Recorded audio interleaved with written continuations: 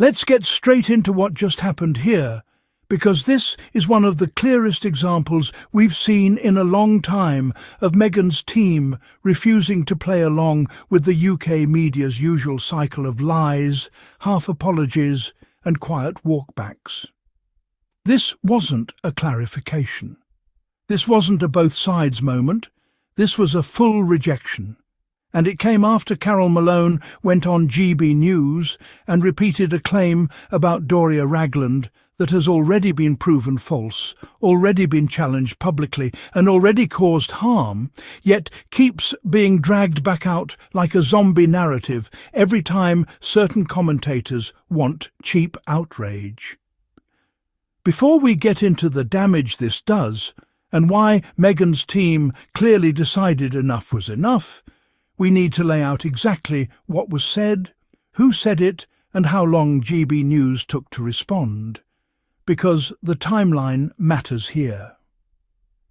Carole Malone appeared on GB News and once again repeated the long-debunked claim that Doria Ragland had been imprisoned, a claim that has circulated in tabloids and online spaces for years, despite being false. This is not a new rumour. This is not unverified. This is not confusing information.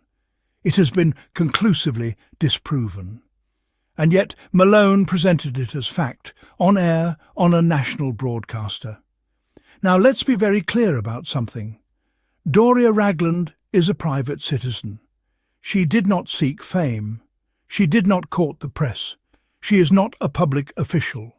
Her crime, as far as the tabloids are concerned, is being Meghan Markle's mother and being calm, dignified and unreactive in the face of years of provocation. That's it. And this is why this lie keeps getting recycled. Because the goal isn't truth, it's character assassination. GB News allowed that statement to go out without challenge. No immediate correction, no on-air clarification, no pushback in real time. And it took time, not minutes, not hours, but long enough for the clip to circulate, for headlines to form, and for the damage to be done.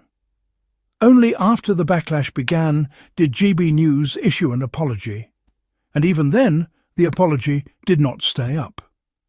Which brings us to the statement Meghan's team released, and this is important because they did not soften it, they did not hedge it, and they did not thank GB News for correcting the record. They dismissed it. Now I'm going to read the statement exactly as it was issued, word for word, because every sentence here is deliberate. Here is the statement from Meghan's spokesperson. Broadcasters have a responsibility to inform, not inflame, read a statement shared with us weekly. This lie was conclusively debunked more than 2 years ago, yet it continues to be recycled by irresponsible commentators, causing recurring harm. Ms. Ragland proudly raised her daughter and has never been in prison. GB News did not apologise voluntarily, but only to escape a defamation lawsuit, and it speaks volumes that GB News removed any trace of that apology within 24 hours of making it. That is not damage control. That is a mic drop. Let's break down why this statement hits as hard as it does. First line, broadcasters have a responsibility to inform, not inflame. That is a direct accusation, not commentary, not disappointment. An accusation of professional failure. Meghan's team is saying plainly that GB News is not engaging in journalism, they are engaging in provocation. Second line, this lie was conclusively debunked more than 2 years ago. That removes any possible excuse. No one at GB News can claim ignorance. No producer can pretend they didn't know. No presenter can say it slipped through. They are saying you knew, and you said it anyway. Then comes the most important part.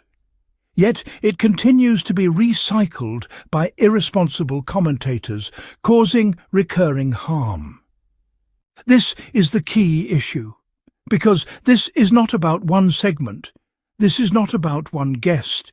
This is about a pattern A cycle where the same falsehood is dragged back out, corrected quietly, and then resurrected again months later when outrage is needed. And who absorbs the harm? Not GB News, not Carole Malone, not the tabloids. Doria Ragland does. A woman who raised her child, lived her life privately, and has been subjected to insinuations meant to strip her of dignity. Then Meghan's team does something very deliberate. They centre Doria, not Meghan. Ms. Ragland proudly raised her daughter and has never been in prison. No embellishment, no drama, just truth. And then comes the line that completely shuts the door on any notion that this apology was meaningful. GB News did not apologise voluntarily, but only to escape a defamation lawsuit. That is devastating, because it reframes the apology not as accountability, but as legal self-preservation. And finally, it speaks volumes that GB News removed any trace of that apology within 24 hours of making it. That is the end of the conversation. Because what kind of apology disappears? Not one rooted in ethics, not one grounded in responsibility. An apology that exists only to minimize risk. This is why Meghan's team rejected it outright. And this is why Carole Malone's involvement matters, because Malone is not some random guest.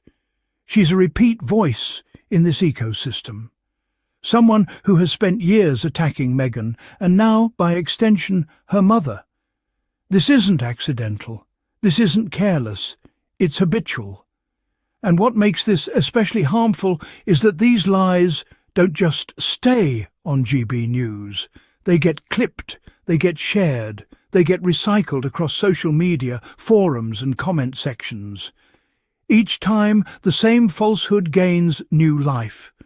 Each time, Doria Ragland's name is dragged through it again.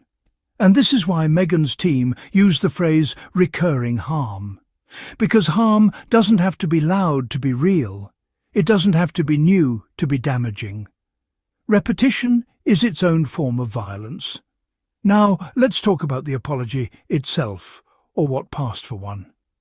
GB News issued a correction only after the issue escalated, only after legal implications were raised, only after scrutiny became unavoidable. And then, quietly, it vanished. No pinned correction, no permanent record, no accountability archive, which tells you everything you need to know. If this were about truth, the correction would still be there. If this were about integrity, it would be referenced going forward. If this were about learning, it would be acknowledged openly. Instead, it was erased. And Meghan's team noticed. This statement isn't just about Doria. It's a warning. A clear message that they are no longer going to allow false narratives to be laundered through apologies that disappear the next day. They are documenting. They are naming. They are calling out intent. And notice something else. They did not ask for sympathy. They did not appeal emotionally. They did not plead. They stated facts. They assigned responsibility. They closed the door. That's why this lands as a mic drop, because it signals a shift. The days of quietly absorbing these attacks are over, and if broadcasters want to continue inflaming rather than informing, they will be called out publicly, precisely, and without deference. This isn't Meghan versus the media anymore. This is accountability versus recklessness. And Doria Ragland should never have had to be the collateral damage in the first place. But now, at least, the record is clear, and it's staying that way.